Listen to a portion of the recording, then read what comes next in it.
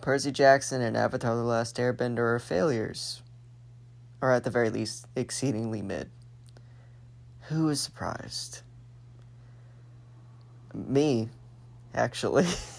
Hello, my name is Nico Smoke, and I hate the entertainment industry, which is unfortunate given that any job that I would want is in the entertainment industry. So, yay for me. It seems that there's been a bit of a trend in the last few years of live-action remakes. Of course, they've been around before that, especially with notoriously bad video game adaptations. But I think specifically when Disney started doing their live-action remakes of their own properties, it started becoming a bit of a thing. I like to think that it started with good intentions of making fans happy by bringing to life all these characters that they adore. However, time and time again, fans are disappointed with the final product, but they don't stop making them.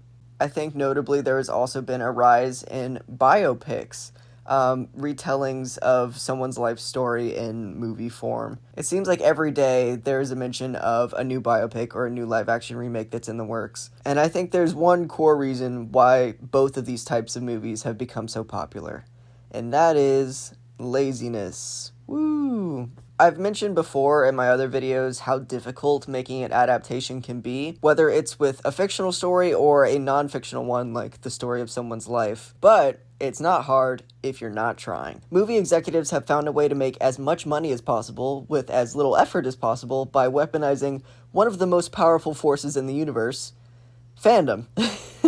I don't know if you've been on the internet ever, but even if it's sports fans, game fans, book fans, whatever, fans of any kind are bound to be a little crazy most of the time. And that's not even getting into K-pop. That's an entirely different topic. If you use enough fan service in the ads, it's going to generate hype. Or if you want to go on the opposite effect, you can make fans very upset and it will still generate interest in the movie. There's a common thing that I see a lot of people saying, even if it's bad, I'm going to watch it. And I think that's something that kind of fuels a lot of live-action remakes.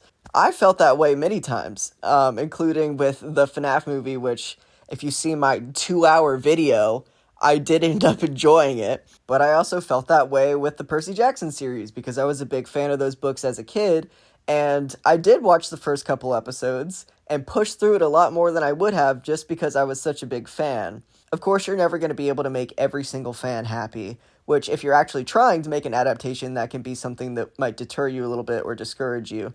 But executives behind these big studios making these big budget adaptations, they make money either way, whether it's a good adaptation or not. Because, like I said, people are going to watch it. I talked about this a bit in the FNAF video, but I think what some fans are actually wanting is like a shot-for-shot, beat-for-beat remake of the source material.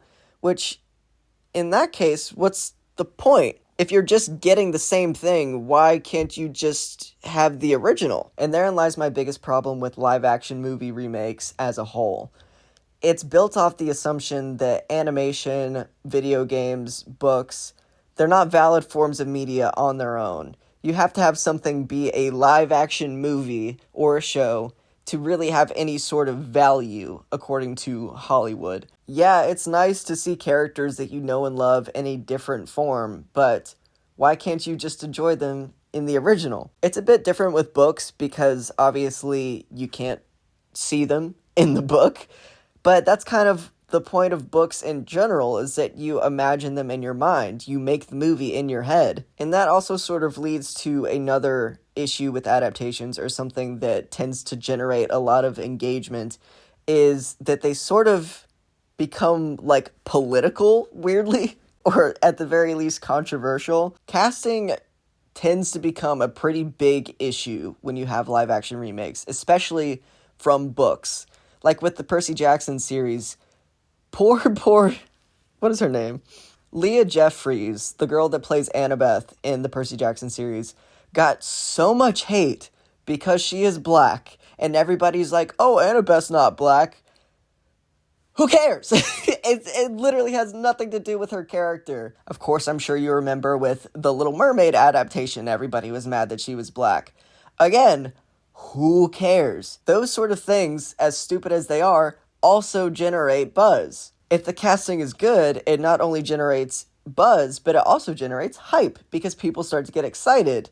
And of course, that's a lot more positive, but it also leads to more disappointment and more vitriol when it doesn't work out. Like with Avatar The Last Airbender. I remember people getting excited that it was a POC cast, which makes sense, but of course, it ended up being a bit of a disappointment anyway. Hollywood has found their cash cow. Good or bad, a lot of effort or none, it's going to make money. Why would you bother wasting all this time, money, and energy to make something new and creative when you can just remake something from however many years ago that people adore and make a shit ton of money? It's just good business, even though it's creatively bankrupt. And shit, if we run out of American things, we can just steal from other countries. We love to do that. And of course, we will make them much worse. And with that, there is, again, a certain arrogance to saying that for something to be good, for it to be valid and worthy of praise, it has to be American. It has to be an American live-action movie or show. It can't be something foreign. God forbid you watch something in the original language and have the minor inconvenience of having to read subtitles. But that's for non-English speaking media. We also do it to the English people. We take so much shit from British people, TV shows that we remake into American versions. Why? I don't know, because we do it better apparently. Except not really, 99% of the time. I'm honestly surprised we haven't tried to remake Doctor Who at this point. And I know, good artists copy, great artists steal, nothing is original, yada yada yada. Plenty of great works that we know and love are direct adaptations, or at the very least take inspiration from other works. I mean, just look at all the fairy tale adaptations. We're still getting so many different Cinderella stories. I am sick of it. But this specific trend, I don't think is trying to differentiate itself or make something new. I think it's specifically tying itself to the original. Most often something that is a franchise that my generation, Gen Z, loves and is very attached to. And of course, seeing that we're the online generation, you're automatically going to get a lot more publicity by taking something that we already love to talk about. Yeah, I feel like there's already a sort of fatigue coming from this sort of thing. Hopefully they'll begin to die out and we'll finally learn our lessons that it's not going to be good.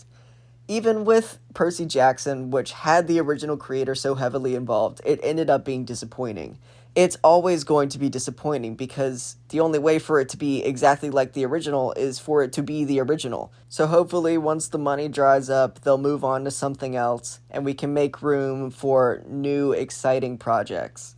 I also don't want to make it sound like I think these remakes are bad inherently. Like, there are plenty of fan films and fan-made content in general that is a absolute love letter to the original and is made with a fan's perspective in mind. It is made with what the fans want. It's more so when these Hollywood executives who have no attachment or interest in actually adapting the original get involved and take control of these properties that it becomes just a soulless cash grab. Remakes and adaptations are still very much welcome.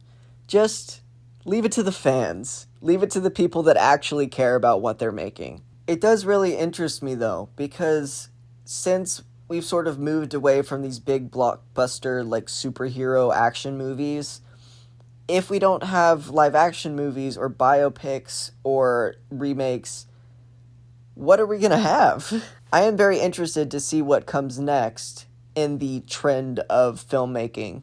Anyway, that's pretty much all I have to say. This is just more of a sort of rant for a topic that's been on my mind for a while. I think Percy Jackson was the last straw for me. I never finished the show, for the record. I watched up to the part with Lin-Manuel Miranda, and the cringe just shook me so hard that I closed out of Disney Plus. And I don't have as much of an attachment to Avatar The Last Airbender. I watched it a lot later in life, so I don't care as much with that. I'm glad there are things like the One Piece show that prove that it is possible to have modern adaptations of beloved franchises, but I'm just kind of sick of them existing. Like, just in general, even the good ones.